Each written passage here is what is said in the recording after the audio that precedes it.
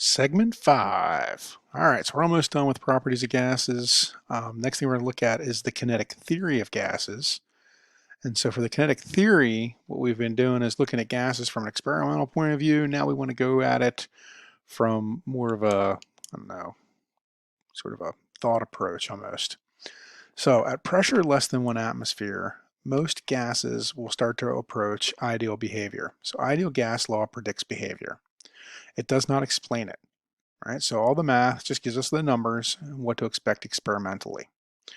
If we recall the scientific method, though, the law is the generalization of many observations. So, again, laws allow us to predict behavior, but doesn't explain why. What the kinetic theory is going to do is explain the whys. So to answer why it happens, we have to construct a theory or a model. So models consist of speculations about what the individual atoms or molecules might be doing to cause observed behavior of a macroscopic system, so a large number of molecules or atoms. So for the model to be successful, it should explain the behavior in question. It should predict correctly the results of future experiments. So theories can never be proved absolutely true, often valid within defined boundaries. They are usually an approximation by its very nature and bound to fail at some point. One example is the kinetic theory of gases. So in this theory, we're going to attempt to explain the properties of ideal gases. We're going to describe the behavior of the individual gas particles. So there are some postulates here. First, particles are so small compared with distances between them that the volume of individual particles becomes negligible. So the volume of the gas then, the gas itself, is approximately 0. So the particles themselves have no volume. That's what we're stating in our first postulate. So the kinetic theory of gases is simply saying that the gas molecule itself, after we just learned about it all being in 3D, really has no volume in comparison to the container that it's in. The particles themselves are in constant motion. They're never going to stop. They're always moving. Collisions of particles with walls of the container are a cause of the pressure exerted by the gas. So the number of collisions then should be proportional to the pressure of the gas. Number 3, particles exert no force on each other. So they neither attract nor repel each other. Okay, so the individual particles themselves do not have any kind of attraction or repulsion to each other. The average kinetic energy of collection of gas particles is directly proportional to the Kelvin temperature. In other words, the kinetic energy average is proportional to the Kelvin temperature. The kinetic theory of matter and heat transfer, we saw that in chapter 7. We said that the heat was proportional to PV, which was proportional to KE average. Now, for constant number of moles of ideal gas, we know that PV is equal to nRT, where nR is a proportionality constant. So that means that the temperature then should be proportional to the kinetic energy. Specifically, 3/2 RT. Okay, so as T increases, the kinetic energy should also increase. We should expect that, right? That means we should see an increase in the number of collisions and thereby increasing the pressure. So that's what it all was. Now for real gases, they don't conform to any of those postulates or assumptions, right? They have finite volumes and they do, and this is the bigger part, they do exert forces on each other. Okay, so even if they just pass by each other, that generates enough static that when the atoms are that small, that has a force that has an effect on it. Okay. Now, however, kinetic theory of gases does explain ideal gas behavior if we hold those postulates true. So the true test of the model then is how well it predicts, how well its predictions fit experimental observations. So picture an ideal gas consisting of particles having no volume and no attractions for each other. Assume that the gas produces pressure on its container by collisions with the wall. Okay, so Again, we have this gas. It's got particles that have no volume and no attractions to each other. They're just simply moving around. And when they hit the side of the container, that's what's going to give us our pressure. So P and V, which was Boyle's law, for a given sample of ideal gas at a given temperature where N and T are constant, if we have low pressure, right, then we have a greater volume. If we increase that pressure, then we have a smaller volume. So if V decreases, then P has to increase. P is equal to nRT times 1 over V. So by kinetic theory of gases, we see a decrease in the volume means the gas particles hit the wall more often, which leads to an increase in the pressure. Pretty straightforward. Gay-Lussac's law, for a given sample of ideal gas at a constant volume, P is directly proportional to T. So we can basically just rearrange those two variables, right? We'll make P the isolated variable and put the denominator down with V, right? Kinetic theory of gases accounts for that as well. As T increases, the kinetic energy has to increase. That means the speed of the molecules is going to increase, which means the gas particles that are hitting the wall more often within the same volume. Therefore, pressure has to increase. All right, Charles' law. For a given sample of ideal gas at constant pressure, V is going to be directly proportional to T. So again, we're just going to flip those two. As T increases, the kinetic energy has to increase. That means the speeds of the molecule has to increase. The gas particles hit the wall more often as pressure remains the same. So the volume has to increase. And last but not least, Avogadro's principle. For ideal gas at constant T and P, we know that V is directly proportional to N. The kinetic theory of gases can account for this as the number of moles of gas particles increase at the same temperature and P remaining constant, then the volume must increase. Right? So basically, if I put more gas in, the volume has to grow, or else the temperature and pressure are going to be affected. Now, for Dalton's theory of partial pressures, we know that the P total was equal to the sum of all the individual pressures. Expected from kinetic theory of gases, all gas particles are independent of each other. The volume of individual particles is unimportant. The identities of the gas does not matter. Now, conversely, you can think of Dalton's law of partial pressures as evidence for kinetic theory of gases. The gas particles move in straight lines, neither attracting nor repelling each other. Therefore, particles are acting independently, and it's the only way for Dalton's law to be valid. The next we saw was law of fusion, so Graham's law. The key conditions here are comparing two gases at the same pressure and temperature. Conditions for gases don't hinder each other. Hence, particles of two gases have the same kinetic energy average. So if we let the velocity square, the average velocity of the square of the molecules of gases, then 1/2 of mv squared would be equal 1/2 of m2v2 squared.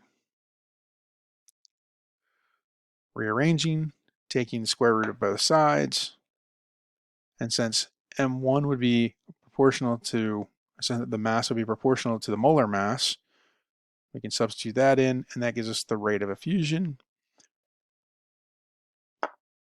All right, which means the effusion rate then would be equal to some constant times that mean velocity. All right, so at absolute zero, temperature is proportional to the kinetic energy.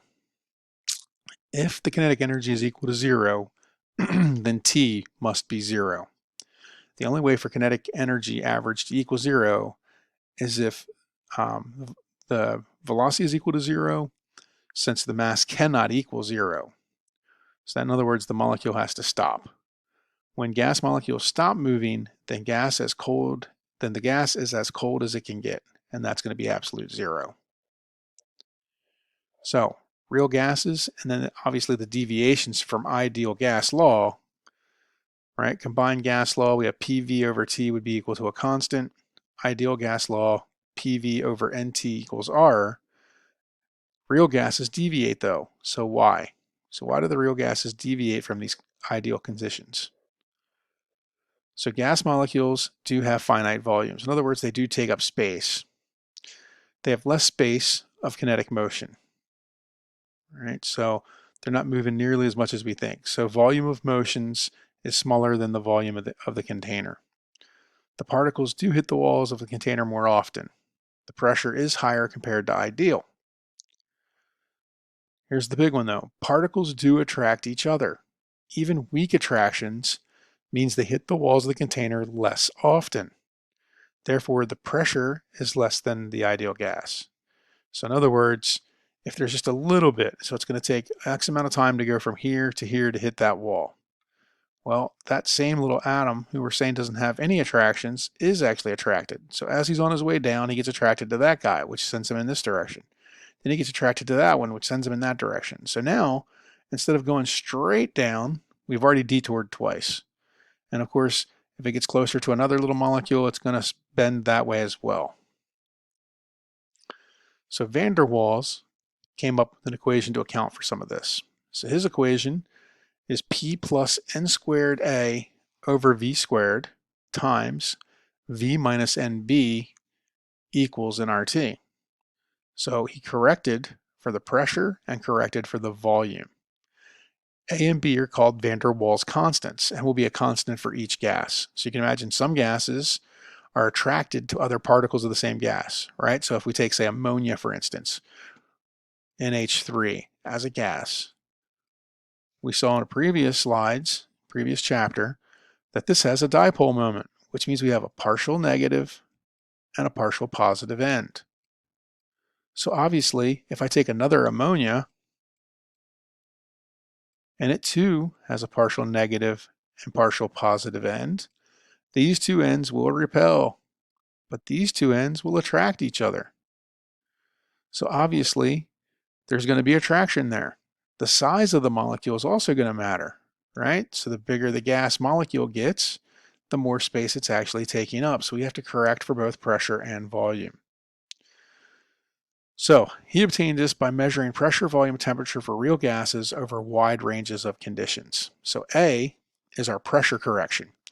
It indicates that some attractions between molecules. So a large A means we have a strong attractive force. So in other words, something like ammonia, a polar gas molecule, we expect it to have a larger A value. The smaller the A value is, it means a weaker attractive force. So if we're looking at helium gas, it's probably going to have a very low A.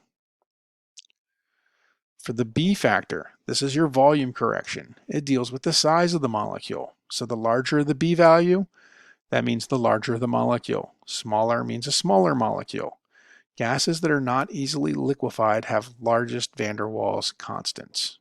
Okay, so gases that are not easily liquefied have the largest van der Waals constants. Now, for a given sample of gas, under which conditions are actual pressures likely to deviate most from pressures calculated based on the ideal gas law? So weakly interacting molecules at high temperature and large volumes.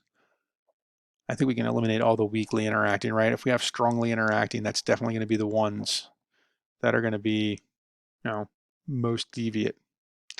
So, is it high temperature or low temperature? So at high temperature, remember they're moving really fast.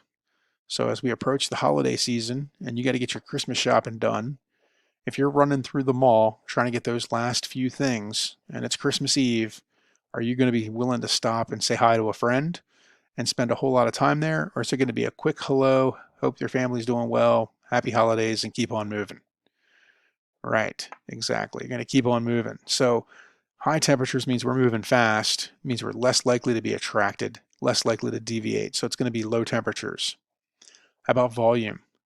If I have a lot of space to move in versus a small space. So if I'm looking for the most deviation, then I want a low temperature, slow moving molecules that have strong interactions and don't have a lot of wiggle room so that they have to come near each other, right? So strong interacting molecules with low temperatures and small volumes. So strongly interacting molecules reduce the pressure. Molecules also interact with one another more at low speed. and molecules encounter one another more often at low volume. Thus, they can interact more. These effects lead to lower actual pressures than those predicted by ideal gas laws. All right. Calculate the pressure of 6 moles of xenon gas at 150 Kelvin in a 4-liter container using 1, the ideal gas equation, and 2, the van der Waals equation. Your van der Waals values for xenon, A is 4.194 and B is 0.05105. So again, you want to pause this, do your work, hit play, and hopefully you've got C, 18.5 atmospheres and 14.9 atmospheres. So the ideal gas equation overpredicts the pressure by 24%. So let's look at the solutions. With the ideal gas law, it's pretty straightforward. P is equal to nRT over V. So we're just going to simply plug and chug the values they gave us. Everything cancels out. That gives us our 18.5. Now the second part of it is the van der Waals equation.